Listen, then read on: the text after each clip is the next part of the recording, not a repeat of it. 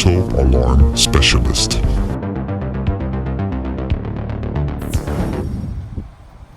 This is a Mercedes Maybach. We end up installing the GPS tracking on it. This car is beautiful. It's got the back TVs. It's got a refrigerator here for your drinks. The top of the line Mercedes. It doesn't get any better than this. This car is absolutely gorgeous. Okay, what we end up doing, we end up installing the GPS tracking system.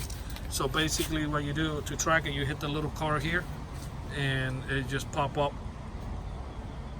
It gives you the car's going at 0 miles an hour, and you can set up a speed alert. So if you rent the car out or you give it to a friend and they go at excessive speed, you can get an alert that the car is going anything over whatever you set up, and if it breaks the threshold, you'll get a text message to your phone and a push notification. It also has geofence, so if the car leaves the house, you're going to get an alert on your phone, and when it comes back, you'll get another one.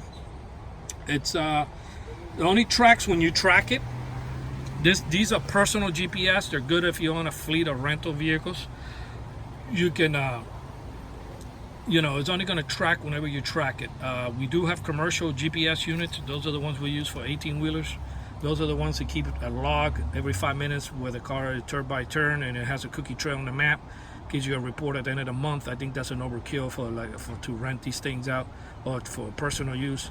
And plus, it's gonna be a charge monthly versus this unit you pay one time, and it's you don't have to worry about it. And if you have multiple cars, you definitely don't want to install the commercial one unless you want to spend some money and install them. That's fine, but these things will work just as great. The only thing, you have to track it whenever you want to know where the car is. You have to manually do it by pressing this little guy here, but other than that, this is a great GPS unit. It is 4G.